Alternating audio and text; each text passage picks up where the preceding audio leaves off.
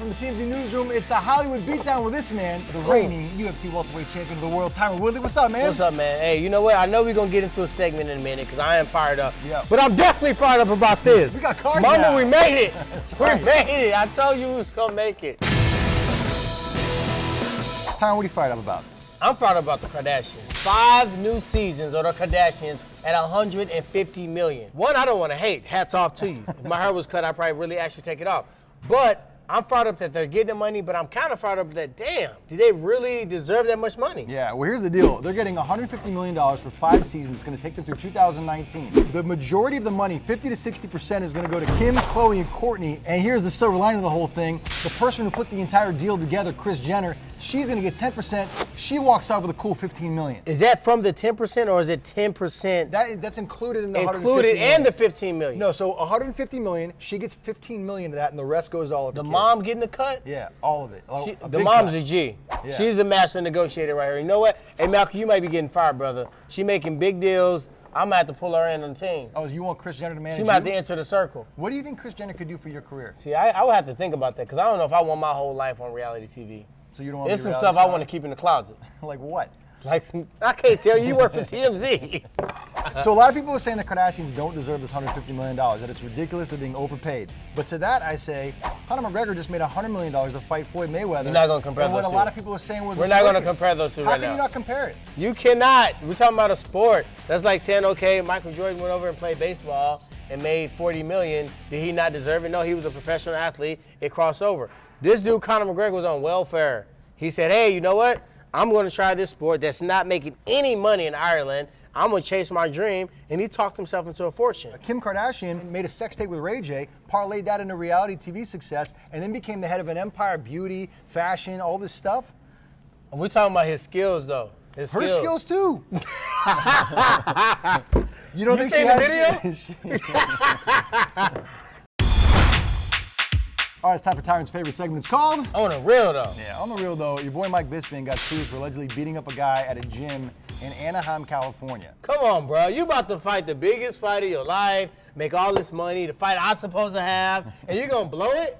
Hey, Dana White, if you need me to come in next week, I'm already going to be there. Just give me a little heads up. Yeah. I'll get in the sauna, and I'll Yeah. take it to Mr. PR. Here's what the lawsuit says, that he was at a gym in Anaheim, California, working out with some other dude, tried to use his weights.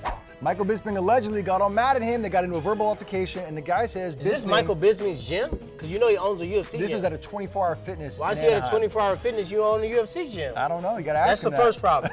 Yeah. Second problem is that the guy says that Bisping was yelling at him and then reached out and began to choke him and then said, let's go outside and settle this outside. But here's the thing. No charges were filed, so you think that maybe he was targeted because he's rich, he's famous, he's a UFC fighter. My question to you is, has that ever happened to you where you've been targeted because you're a UFC fighter, where someone's tried to pick a fight with you? I know you can kill anybody. You could win any street fight you're involved in. Has anybody ever tried to fight you before?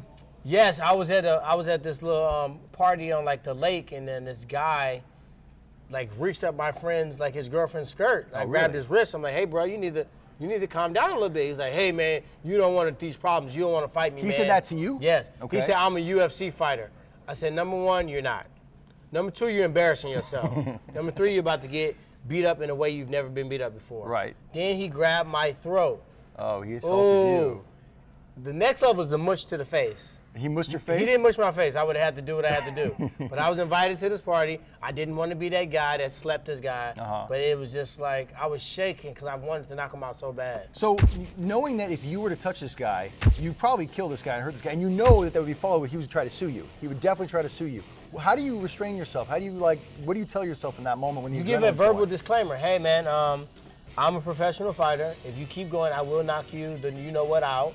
And do you agree to these terms? And if he says when yes, the word why, yep. by the way, that's out. That happened to Cody Gibson at a bar in Las Vegas where he was at a bar and some guy tried to fight him and he said, do you know who I am? Google me, bitch. You know who I am? Look me up. Google me, bitch. I don't give a Google me. bitch. Oh, dude. Yeah, let me get this real quick. That should be a t-shirt. Yeah. So what's going to happen with Bisping? Everything going to be okay? I hope everything's going to be okay, you know, because I don't check my weight out. I don't know if I'm going to be able to slide in there next week or not. I'll be there anyway, so, you know, we'll see. All right. I think it's going to be okay, man. All right, it's time for You Tough, Bro? Starring a bunch of dudes who came out of a football game on Monday Night Football and decided to fight each other. Take a look at this video, Tyron.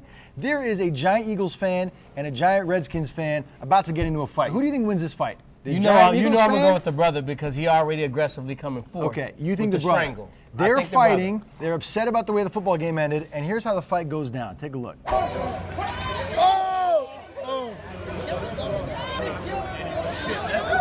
There's 2 fights going on.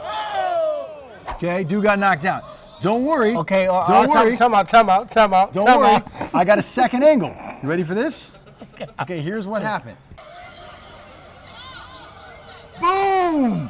Down goes Eagles fan. Kirk Cousins over there walks away victorious.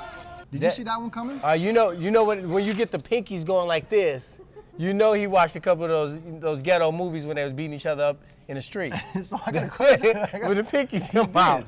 Number one, what did you think of Kirk Cousins' right hook? That wasn't a right hook. You know what? He disguised it with the elusiveness. He leaned forward like, come on, hit me. The guy hands was down, bowed, sat him down. I feel so bad for this guy a little bit. Does Kirk Cousins, does he have a future in MMA? Hey, Kirk Cousins, he definitely had a nice overhand right. We're failing to talk about this other fight that's ridiculous going on the side of it. But yeah, if I had to pick one out of that 4, he's definitely getting picked up on my reality show. Congratulations, number 8. You might have a future in this thing. All right, it's that time where Tyron Woodley punches someone in the face and then pats someone else on the back. Tyron, who are you going to punch in the face today? This week it was hard, man. Triple X almost got it for that twerk. You call him Triple X? Did I call him Triple X? Yeah. Well, that twerk was Triple X. So that's probably where I got it from. Triple H was doing a Triple X twerk, and he almost got punched. But I want to punch David Beckham critics in the face. Yeah, he's getting a lot of crap from people who are upset with him for allowing his 12-year-old son, Cruz, to get on the bench press and push 145 pounds. You can look at this video right here. He's got 2 25-pound weights on each side of the bench press. The bar is 45 pounds. And a lot of people are saying that this is irresponsible of him because he's not old enough or strong enough to be handling that kind of a weight. What do you say about that? Because they know this kid and they raised him and they gave birth to him and they fed him for 12 years. Sit down somewhere. Tell this man what his kid can do. He's lifting weights. He's doing it. His technique wasn't all crazy. He wasn't having like 315 on there. Is 12 years old too young? You know, I got a 14-year-old that's like 185, my height, my size. He's a beast. I'm just not going to have him lift because I feel like his body is not mature enough myself. That's my opinion. Right. So he can do push-ups, pull-ups, dips, body weight exercises. That's what I choose to do. But I'm not going to knock this man if he won't let his son do bench press. I was bench pressing at 12. Yeah, I was too, but you know, there are a lot of people who say it could really stunt your growth. It could hurt your body. It could do more harm than good. How tall are you? I'm 6'2". See, I could have made it to 6 foot, but I decided to put the wheels on the bench press and start cranking out in 7th grade. Yeah, and then you turned out to be a UFC world champion, so. That might have been God's plan. All right, who are you gonna pat on the back? Man, I gotta pat Katy Perry on the back, number 1. She was in St. Louis. She decided, you know what? I'm not too big for the world. I'm not too high society where I can't pull up to this wedding, go and crash this baby, and turn up with him. She came in there, she was dancing, she was having fun. Like imagine if you get married and Katy Perry rolls in your dang on wedding and start turning up with you. Like they would never forget that moment. Can I reveal a secret on this show right now? We put that story up on our website, TMZ.com. Katy Perry crashed a wedding. Guess who the tipster was in that story? Hey, I'm just trying to get a bag so when I come in I can scan myself in. That's what I'm trying to do. All right, that's gonna do it for our show this week. Tyron, tell the people what they should do. If you're watching this on YouTube, number 1, take your little cursor, go down, pop, hit subscribe to TMZ Sports, put a comment, give us some emojis. Yep. And if you're on Facebook, go over to the TMZ Sports YouTube page and do exactly what Tyron just said. Subscribe and follow us. We'll be back here next week. We'll see you then.